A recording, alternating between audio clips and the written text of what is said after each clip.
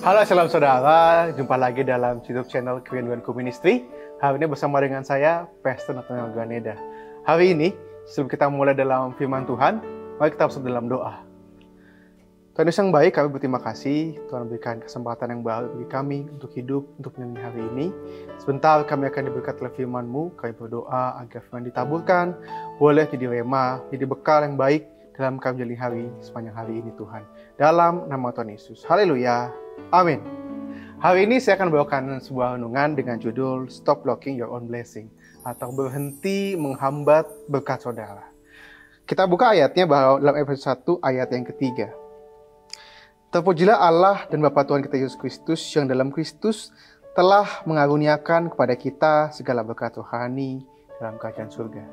Kalau sudah baca ayat ini, sebenarnya Bapa di surga telah mengaruniakan, telah mempersiapkan, telah menyediakan banyak sekali berkat bagi saudara dan saya. Tapi dalam perjalanan waktu mengiring Tuhan, dalam perjalanan waktu dalam proses iman kita mengikut Yesus, terkadang bukan Yesus yang gak memberkati kita, bukan Yesus yang menahan berkat kita, karena Yesus sebenarnya gak pernah tahan berkat kita. Tapi kadang kita yang menghambat berkat kita sendiri. Tapi kadang kita yang belum siap. Tapi kadang kita yang menghambat berkat sendiri.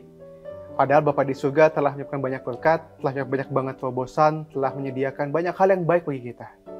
Hari ini kita akan belajar apa saja yang dapat menghambat berkat kita. Yang pertama adalah laziness atau rasa malas. Ya, kadang kita orang percaya kuat dalam berdoa, tapi lemah dalam bekerja. Kita orang percaya kadang berdoa bagus, beriman kuat, tapi kita suruh bekerja, melakukan bagian kita, kadang kita lemah di situ. Banyak hal seperti kayak begitu. Banyak orang mau nilainya bagus, tapi nggak mau belajar. Banyak orang mau promosi, tapi di kantor kerjaannya suka bolos. Banyak orang ingin hal yang besar dalam hidup terjadi dalam hidupnya, tapi dia malas berdoa. Banyak hal yang saudara bisa cek, saudara saya bisa cek dalam hidup kita, apa saja kemalasan yang kita lakuin. Dalam Amsal 10 ayat keempat dikatakan, tangan yang lamban membuat miskin, tapi tangan orang rajin menjadi kaya. Dalam 2 Korintus 9 ayat ke-10 dikatakan, ia yang menyediakan benih bagi penabur dan roti untuk dimakan. Ia juga yang akan menyediakan benih bagi kamu dan melipat gandakannya dan menumbuhkan buah-buah kebenaran. Akhirnya dikatakan bahwa ia menyediakan benih bagi yang menabur. Siapa penaburnya? Kita. Setiap hari kita bangun pagi, kita ke kantor, kita sedang menabur benih itu. Setiap hari saat kita bangun pagi, berangkat ke sekolah, kita sedang menabur benih yang baik itu. Setiap hari saat kita berbuat baik bagi banyak orang, bagi orang di sekeliling kita, sesungguhnya kita sedang menabur benih yang baik dalam hidup kita. Tapi celakanya dari kita hanya ingin menuai, tapi nggak ingin menabur. Baik dari kita hanya ingin berkatnya, tapi kita nggak pengen taburannya. Padahal kita berkata bahwa apa yang kamu tabur, itu yang kamu tuai. Baik dari kita lemah dalam taburan, tapi ingin tuaian yang banyak. Makanya ada dalam Kristen ada namanya supranatural. Yang supra bagiannya Tuhan, yang natural bagiannya kita. Apa sih natural itu? Yang bagian kita? Kerja. Kalau kamu butuh pekerjaan, kamu sebar CV. Kalau kamu nilai bagus, kamu belajar. Kalau kamu mau keluargamu pulih, kamu doa buat keluargamu. Kamu jadi anak yang baik di keluargamu. Nah, baru ada namanya supra. Supra itu bagiannya Tuhan. Bagian Tuhan apa sih? Bagian Tuhan buka pintu bagi berkat bagi saudara. Bagian Tuhan buat mujizat bagi saudara. Bagian itu adalah buat yang nggak mungkin bagi saudara, jadi mungkin. Mujizat adalah pertemuan antara usaha kita bertemu dengan belas kasihnya Tuhan. Jadi kalau mau hidup udah tua bosan, kalau hidup saudara dan saya berkemenangan, dan dipenuhi berkat-berkat terbaik dari surga, mari kita pergi sama dengan Tuhan. Mari kita lakukan bagian kita dengan setia, mari kita lakukan bagian kita dengan cakap, dengan sungguh-sungguh. Kita berkata, kerjakan sesuatu seperti untuk Tuhan, bukan untuk manusia. Biar Tuhan lakukan supra itu, bagiannya Tuhan. Saya pernah baca suatu kutipan yang berkati saya, preparation is expression of faith. Persiapan adalah bukti dari iman kita, ekspresi iman kita.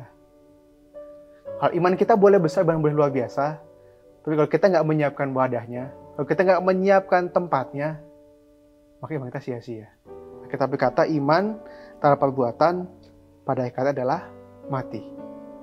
Jadi setiap kita SNKW saudara, berdoa boleh, harus. Mengandalkan Tuhan apalagi harus. Tapi jangan lupa, lakukan bagi kita dengan setia. Apapun yang saudara rindukan. dalam pekerjaan, dalam pelayanan, dalam keluarga, dalam apapun yang sudah hadapi hari ini, lakukan bagian kita dan bersama dengan Tuhan. Yang kedua adalah lack of trust to God. Kurangi percaya kita sama Tuhan.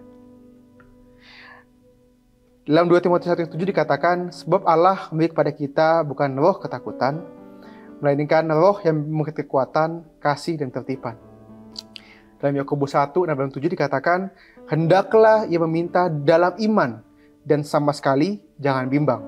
Sebab orang yang bimbang sama dengan gelombang laut yang diombang-ambingkan oleh angin. Orang yang demikian jangan mengira bahwa ia akan sesuatu dari Tuhan. Baik dari kita berdoa, rajin gereja, berdoa amin. Saat di gereja memuji Tuhan dengan para jemaat yang ramai, dengan pendeta tumpang tangan, imannya kuat, imannya bangkit. Tapi begitu sampai rumah, begitu besok di kantor, di sekolah, di kehidupan hari-harinya mereka, saat mereka melihat kenyataannya nggak sesuai dengan mereka yang mereka harapkan, kenyataannya nggak sesuai yang mereka harapkan di gereja, iman mereka mati. Iman mereka hancur, iman mereka bahwa semua yang pendeta doain, semua yang dia naikkan kepada Tuhan, seketika jadi runtuh. Saya pernah pelayanan, ada orang maju altar call dan bilang, minta satu bangku di perguruan tinggi. Kita sebagai hamba kita doain pasti dong. Gak lama sampai situ, ketemu di lobi, dia nggak lihat saya, tapi saya dengar omongan dia ke temannya. Dia bilang gini ke temannya, duh, gue juga nggak yakin sih dapat bangku di tempat itu. Pertanyaannya, kalau kamu nggak yakin, kenapa kamu berdoa sama Tuhan?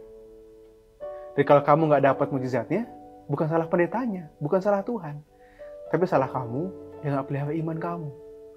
Kadang yang bunuh mujizat kita adalah kita sendiri.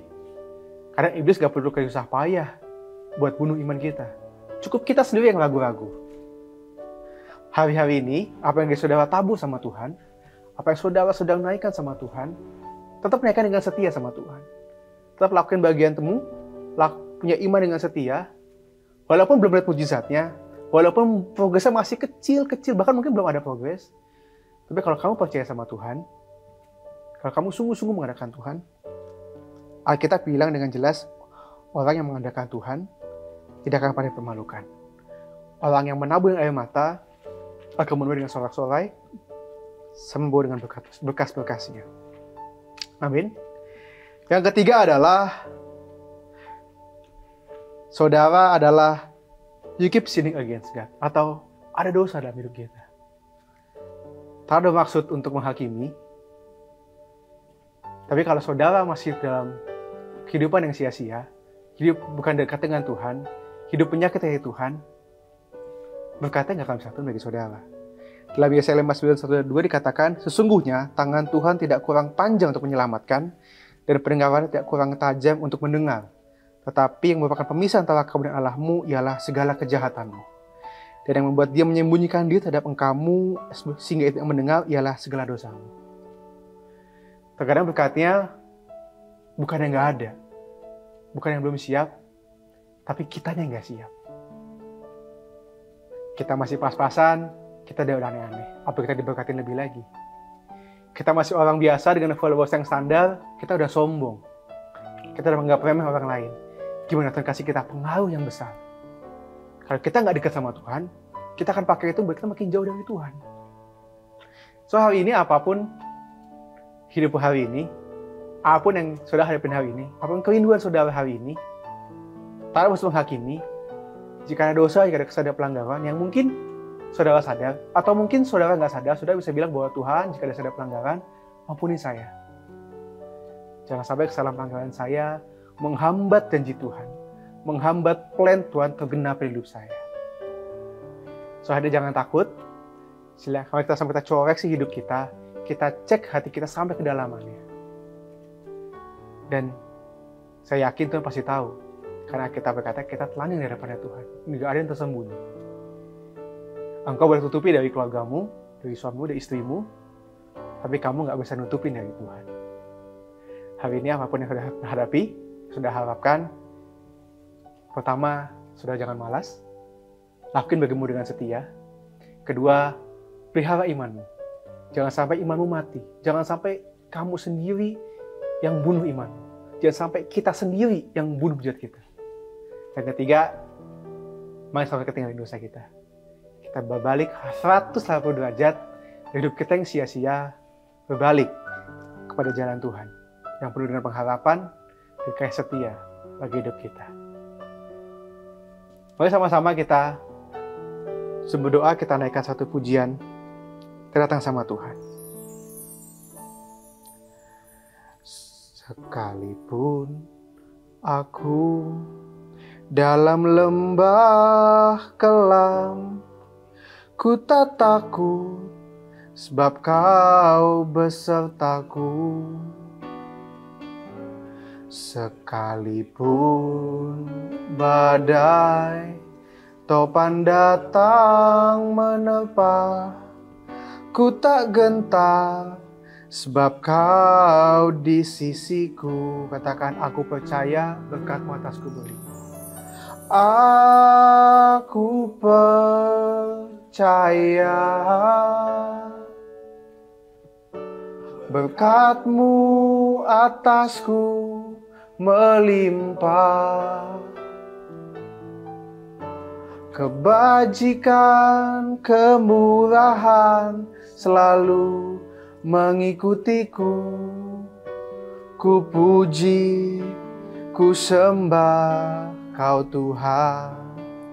Jika di awal katakan, sekalipun aku dalam lembah kekelaman. Sekalipun aku dalam lembah kelam, ku tak takut sebab Kau besertaku. Sekalipun badai topan datang menerpa, ku tak gentar sebab Kau di sisiku. Katakan, aku percaya. Dengan imanmu katakan, aku percaya berkat-Mu atasku melimpah. Dengan iman katakan, kebajikan, kemurahan.